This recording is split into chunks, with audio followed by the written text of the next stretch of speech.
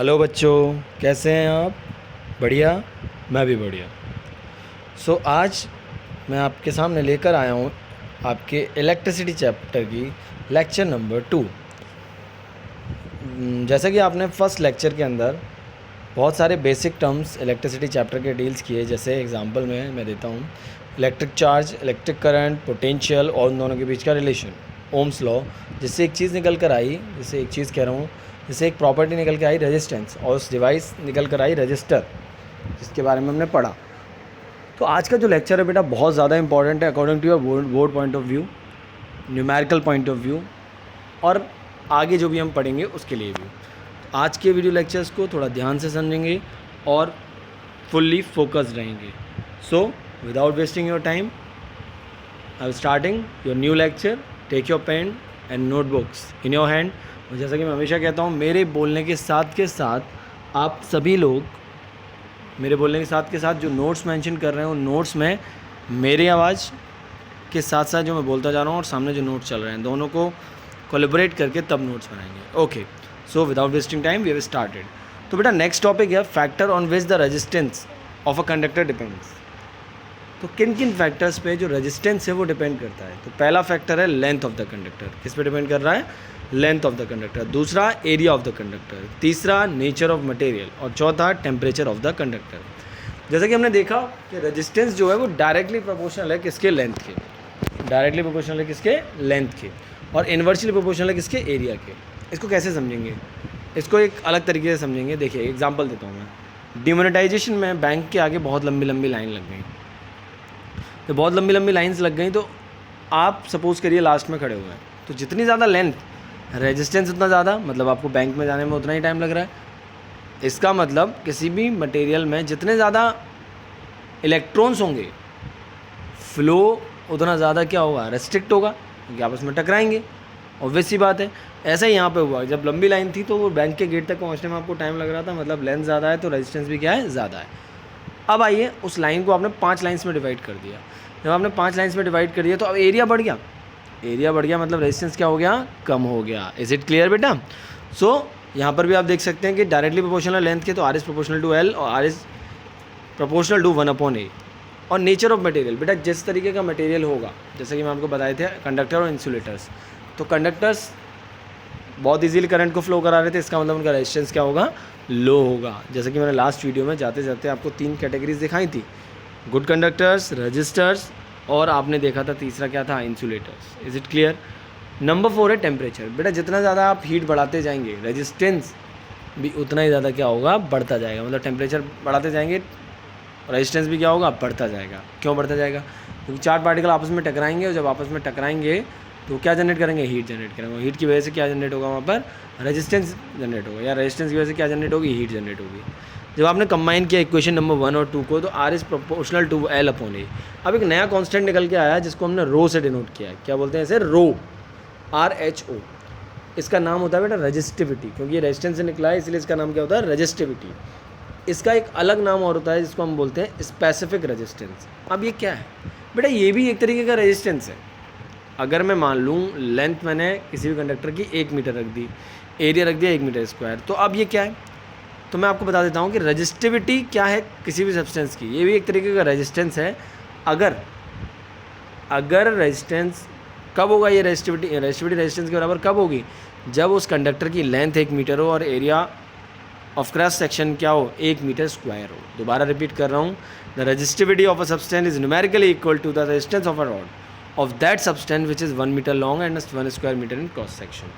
तो बच्चे कह रहे होंगे सर क्या मतलब है फिर? दोनों अंतर क्या है? बेटा अंतर ये है कि जो रेजिस्टिविटी होती है वो केवल एक चीज़ पे डिपेंड होती है, जिसका नाम होता है नेचर ऑफ मटेरियल, जबकि रेजिस्टेंस 3 चीज़ों या 4 चीज़ों पर डिपेंड था: length, area, nature of material और टेम्परेचर। ओके, तो अब इसका यूनिट क्या होता है? देखिए इसका यूनिट क्या होगा बेटा रेजिस्टिविटी का? तो rho is equal to R into A/L। R का यूनिट ओम, A का unit metre square upon metre. तो यूनिट क्या हो गया बेटा? Ohm metre. तो ऐसा यूनिट रेजिस्टिविटी की क्या हो गई? ओम मीटर, जिसको हम किस तरीके से लिख सकते हैं? सिंबल आपने दिखाया था मैंने, सिंगल था इसका, सिंबल था ओमेगा, तो omega metre. Resistivity of substance does not depend on its length और थिकनेस, ये मैं बता चुका हूँ।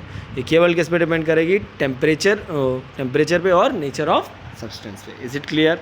कोई डाउट तो नहीं है। चलिए मैं आपको और क्लियर कर देता हूँ कि अगर किसी भी चीज़ की रेजिस्टिविटी दी होती है तो एक्चुअल में उसका मीन्स क्या होता है। ठीक है बेटे, चलिए आइए, जैसे एग्जांपल मैंने आपको दिया है यहाँ पे, the resistivity of copper is 1.69 ×10⁻⁸ ohm metre. What does it mean?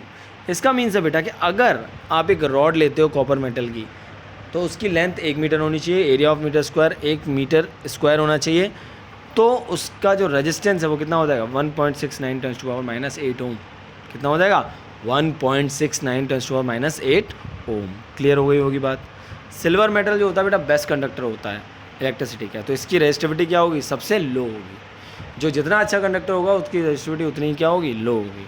Resistivity जो अलॉयज़ की होती है वो बहुत ज़्यादा होती है as compare to pure metals, और रेजिस्टिविटी इंसुलेटर की सबसे ज़्यादा होती है। तो जो हीटिंग एलिमेंट होते हैं इलेक्ट्रिक हीटिंग डिवाइसेस के, जैसे इलेक्ट्रिक आयरन हो गई, टोस्टर हो गए, और आपका जो हीटर हो गया, इनमें अलॉय यूज़ किया जाता है रेदर देन प्योर मेटल। और अलॉय के नाम मैं बता देता हूँ, नाइक्रोम वायर हो सकता है, वो कैसा वायर हो सकता है, नाइक्रोम वायर हो सकता है। ठीक है। अब सर ऐसा क्यों, सर आपने कॉपर क्यों नहीं यूज़ किया हीटर के अंदर, सर आपने सिल्वर क्यों नहीं यूज़ किया, अभी आपने कहा silver is the best metal. तो मैं आपको कारण बताता हूँ। बिकॉज बेटा रेजिस्टिविटी जो होती है ना अलॉयज़ की, वो बहुत हायर होती है किससे, प्योर मेटल से। किससे हायर होती है बेटे, प्योर मेटल से। और जो अलॉय होता है उसमें कभी जंग नहीं लगती, आपको पता है, कभी वो जलता नहीं है, जंग नहीं लगती, कितना भी हाई टेम्परेचर हो जाए वो केवल रेड हॉट हो जाएगा और जलेगा नहीं। मैं आपको अलॉयज़ में एग्जांपल दे दे रहा हूँ। अलॉयज़ में एग्जांपल हो गया nichrome wire, manganin wire, tungsten wire. Clear. चलिए एक क्वेश्चन और लेता हूँ इसी से related. Why nichrome wire is use to make electric iron toaster? क्यों? कारण मैंने आपको बताया था, क्योंकि नाइक्रोम वायर की रेजिस्टिविटी क्या होगी, हाई होगी, और नाइक्रोम वायर में जंग नहीं लगेगी। इज़ इट क्लियर बेटा? कोई डाउट हो मुझसे पूछ सकते हैं आप। रेजिस्टिविटी क्या होती है, रेजिस्टिविटी रेजिस्टेंस के बराबर होती है अगर उसका वायर 1 मीटर लेंथ का हो और एरिया ऑफ क्रॉस सेक्शन क्या हो, 1 मीटर स्क्वायर हो। आपने आपसे पूछा गया कि भाई अलॉयज़ क्यों यूज़ किए जाते हैं इलेक्ट्रिक आयरन टोस्टर्स वगैरह में, इसलिए यूज़ किए जाते हैं क्योंकि उनकी जो रेजिस्टिविटी होती है वो हायर होती है और वो कभी भी जलते नहीं हैं, जंग नहीं लगती है उनमें। ठीक है। अब आते हैं न्यूमेरिकल पार्ट पे। जो कॉपर वायर होता है, देखो इसमें क्वेश्चन दिया हुआ है, कॉपर वायर है द डायमीटर, डायमीटर दिया हुआ है बेटा, क्योंकि एरिया क्या जानते हैं हम, सर्कल का एरिया सर्कल होता है πr², तो आपको या तो डायमीटर दिया हो या रेजिस्टेंस दिया हो। 0.5 mm में दिया है बेटा, और बाकी रेजिस्टिविटी मीटर में दी हुई है, तो mm को किस में कन्वर्ट करोगे आप, मीटर में कन्वर्ट करोगे। ठीक है। तो कितने का मल्टीप्लाई करते हैं हम, 1 metre is equal to 1000 mm, तो 1 mm is equal to 1/1000 metre, तो 10⁻³ का मल्टीप्लाई कर देंगे हम। निकाल लिया हमने, आर भी निकाल लिया, रो निकाल लिया, दिया हुआ है, और आर कितना दिया हुआ है, what will be the length of this wire to make this resistance 10 ohm. आप सबको फॉर्मूला पता है, R equal to rho L upon A. L निकालना है, आर है आपके पास, रो है, ए हमने निकाल लिया πr² करके। पुट किया बेटा, जब पुट किया तो उसके बाद हमने वैल्यू देखी, सॉल्व करने पे कितना आ रहा है 122.7 मीटर। Calculation simple. ठीक है, कैलकुलेशन करके देखेंगे। अब बात आती है इसके सेकंड पार्ट में, क्या कहा था क्वेश्चन के सेकंड पार्ट में, एक बार हम नज़र मार लेंगे, देख लेते हैं कि how much does the resistance change अगर डायमीटर को डबल कर दें। डायमीटर को डबल कर दें, चलिए भाई डायमीटर को डबल कर दें तो रेजिस्टेंस में क्या चेंज आएगा, चलिए देखते हैं। आर इज प्रोपोर्शनल टू, आप जानते हैं 1/a, तो आर इज प्रोपोर्शनल टू किसके, 4/πd²। d² मतलब अगर डायमीटर को डबल करेंगे आप, किसको डबल करेंगे, डायमीटर को डबल करेंगे। जब डायमीटर को डबल करेंगे तो कितना हो जाएगा बेटा, are is proportional to 1/π2d का स्क्वायर। अब ये कैसे आया, तो उधर देखिए मैंने कॉर्नर में लिखा हुआ है एरिया ऑफ πr² होता है, आर d/2 के बराबर होती है, तो कितने बराबर हो गया πd²/4। तो पहली कंडीशन तो ये हो गई, अपॉन में ले गया मैं तो 4/πd² आ गया। अब डायमीटर को डबल कर दिया तो कितना हो गया, are is proportional to 4/4πd²। अब अगर दोनों इक्वेशंस को मैं डिवाइड करूँ आपस में, तो जिससे जो कटना है वो कट गया, तो r/r' इज प्रोपोर्शनल टू क्या बचा, 4। इसका मतलब जो नया रेजिस्टेंस निकल के आया वो पहले रेजिस्टेंस का क्या हो गया, 1/4 हो गया। कितना हो गया बच्चों, 1/4। कोई डाउट हो मुझसे कमेंट सेक्शन में आप जाकर पूछेंगे, व्हाट्सएप ग्रुप पर जाके पूछ सकते हैं, पर्सनली भी पूछ सकते हैं। ठीक है, कोई दिक्कत नहीं होनी चाहिए किसी भी बच्चे को, कोई भी डाउट हो आराम से आप पूछ सकते हैं। ठीक है। अब चलिए एक न्यूमेरिकल आपके के लिए मैंने दिया है, तो एक क्वेश्चन दिया है, ए 6 ohm resistance wire is double up. एक 6 ओम रेजिस्टेंस वायर लिया है मैंने, उसको डबल कर दिया है। अब डबल कर दिया है तो एरिया पे क्या इफेक्ट आएगा, लेंथ पे क्या इफेक्ट आएगा, और नए रेजिस्टेंस पे क्या इफेक्ट आएगा, ठीक है, ये आपको निकाल कर देना है। अब आता है बेटा क्वेश्चन एक बहुत इंपॉर्टेंट, कि जो रेजिस्टेंस होते हैं, अब भाई आपने बहुत सारे रेजिस्टेंस ले लिए, ठीक है, अब उन रेजिस्टेंस को, अब आपने 50-60 रेजिस्टेंस ले लिए, ऐसा हो सकता है कि उनकी जगह, या मैं कहूँ 5-10 रेजिस्टेंस लिए, क्या उनकी जगह कोई एक रेजिस्टेंस लगा दिया जाए जिससे काम चल जाए। एग्जांपल देता हूँ, 10 वॉट के आपने 10 बल्ब लगा दिए और एक 100 वॉट का बल्ब लगा दिया, काम बन जाएगा ना? आई थिंक बन जाएगा। तो इस तरीके से वो उसकी क्या हो गया, इक्विवेलेंट हो गया। क्या हो गया बेटे, इक्विवेलेंट। मतलब अगर एक सिंगल ऑब्जेक्ट मल्टी ऑब्जेक्ट्स के टास्क को परफॉर्म कर रहा है तो उसको हम उसके इक्विवेलेंट बोलते हैं। ऐसे ही रेजिस्टेंसेस में क्या होता है, अगर एक single resistance number of resistance को रिप्लेस कर रहा है तो उसको हम बोलते हैं इक्विवेलेंट रेजिस्टेंस। कौन सा, इक्विवेलेंट रेजिस्टेंस। तो अगर if a single resistance can replace the combination of resistance in such a manner that the current in the circuit remains unchange, current कैसा रहेगा, अनचेंज रहेगा, और वो सिंगल रेजिस्टेंस सभी रेजिस्टेंस के बराबर काम करेगा, तो उसको हम बोलते हैं इक्विवेलेंट रेजिस्टेंस। कौन सा बोलते हैं, इक्विवेलेंट रेजिस्टेंस। तो दो तरीके के रेजिस्टेंसेस की हम यहाँ बात करेंगे, रेजिस्टेंस इन सीरीज और रेजिस्टेंस इन पैरेलल। अपने घर में देखो जरा, अपने घर में जब देखोगे तो रेजिस्टेंस भाई या तो एक बल्ब से एक बटन चल रहा होगा, या कभी कभी आपने क्या देखा है, जो दिवाली पे आप क्या करते थे, एक बटन चलाते थे, पूरी जो आपके क्या बोलते हैं सो कॉल्ड झल्लर, क्या बोलते हैं उसे, झल्लर, मतलब कई लोग और लाइटिंग्स देखते थे हम लोग, ठीक है। तो अब आपने क्या किया, मान लिया 3 रेजिस्टेंसेस आपने लिया, R1 R2 R3 कनेक्टेड। अगर सीरीज़ को करना है तो अपने हाथ से हाथ को जोड़ दो बेटा, सीरीज़ उसी को कहते हैं। और अब एग्जांपल याद कर लो कि आपके घरों में जो लाइटिंग यूज़ करते थे हम लोग, ठीक है, उस लाइटिंग को हम सीरीज़ में ही लगाते थे, जैसे कि एक बटन जलाए तो सब जल जाए।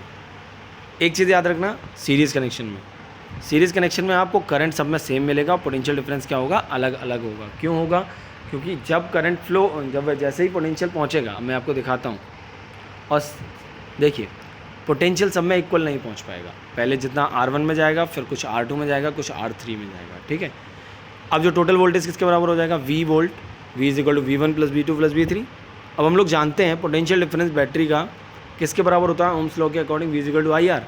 तो R किसके इक्वल हो जाएगा, V/I। तो पहले वाले के लिए V1 is equal to IR1 क्योंकि करंट सेम है, V2 is equal to IR2 current same है, V3 is equal to IR3, यहाँ भी करंट सेम है। तीनों चारों वैल्यूज़ को उठाया हमने और किस में डाल दिया बेटा, फर्स्ट इक्वेशन में डाल दिया। तो IR equal to IR1 IR2 IR3, I सब में कॉमन आ गया, रेजिस्टेंस क्या निकल के आ गया, R equal to R1 + R2 + R3। कोई डाउट तो नहीं है बेटा, पक्की बात है, कोई डाउट तो नहीं है, यहाँ तक क्लियर हो गई बात।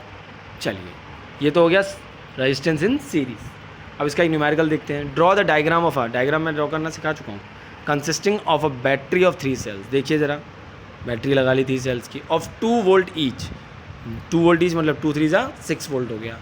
5 ohm resistor, 8 ohm resistor, 12 ohm resistor, तीनों को सीरीज़ में लगाने के लिए बोला है उसने। एंड अ प्लग की लगा दी हमने। All connected in series, connect an ammeter and voltmeter. Ammeter और वोल्ट मीटर किसके अबाउट लगाना है, वोल्ट मीटर 12 वोल्ट की। कोई दिक्कत तो नहीं है। क्वेश्चन एक बार दोबारा एक्सप्लेन कर देता हूँ। आपको 3 रेजिस्टेंस लेते हैं, एक बैटरी लेनी है जिसमें 3 सेल लगे हुए हैं, हर एक सेल की वैल्यू 2 वोल्ट है, तो 3 सेल्स की हो गई 6 वोल्ट। एक प्लग की लगानी है, एक अमीटर लगाना है और एक वोल्ट मीटर लगाना है अबाउट 12 वोल्ट। तो टोटल रेजिस्टेंस किसके बराबर हो गया बेटा, R equal to R1 + R2 + R3। Series में है, देख सकते हैं आप, कहीं भी कोई भी ब्रांच नहीं बन रही है, तो इसका मतलब सीरीज़ में है सीधे सीधे, तो आपने निकाल दिया। अब आपको क्या निकालना है बच्चों, वोल्ट मीटर और करंट की रीडिंग। पोटेंशियल डिफरेंस कितना दिया हुआ है, 6 वोल्ट। करंट आपको निकालना है, ओम्स लॉ सबने पढ़ा है, R इक्वल टू V/I।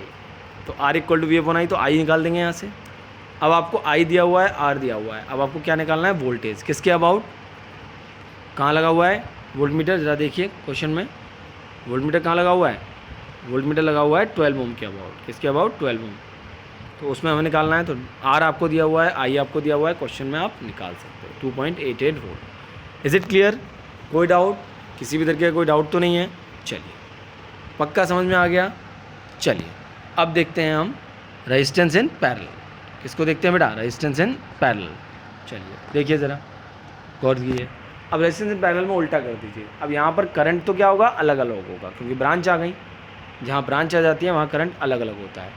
पर अब यहाँ पर क्या देखेंगे आप, रेजिस्टेंस से अगर करंट क्या होगा, सब में अलग अलग होगा, जबकि पोटेंशियल डिफरेंस क्या होगा, सब में सेम होगा क्योंकि दोनों एक ही एंड के बीच कनेक्टेड हैं, देख सकते हैं आप डायग्राम। तो ए और बी दो सेम एंड है, इनके बीच एक बैटरी लगी हुई है, तो पोटेंशियल डिफरेंस तो क्या होगा, सेम होगा। जबकि करंट तीनों में क्या जा रहा है, I1, I2 और I3, सेम टू सेम वही करेंगे हम लोग। करंट देखा हमने I = I1 + I2 + I3। Ohm's law हम जानते हैं I = V/R, तो I1 किसके बराबर, V/R1, I2 बराबर V/R2, I3 बराबर V/R3। तीनों में वोल्टेज सेम है, इसलिए मैंने सेम टू सेम किया है। जैसे वहाँ पर क्या सेम था, V = IR, तो I सेम था, IR1 हमने वहाँ लिया था, IR2 लिया था, IR3। ऐसे यहाँ पर V/R1, V/R2, V/R3। तो 1/R किसके बराबर बेटा, 1/R1 + 1/R2 + 1/R3। यही क्या आ गया आपका इक्विवेलेंट रेजिस्टेंस। कोई डाउट तो नहीं है बेटा, श्योर है, समझ में आ गया।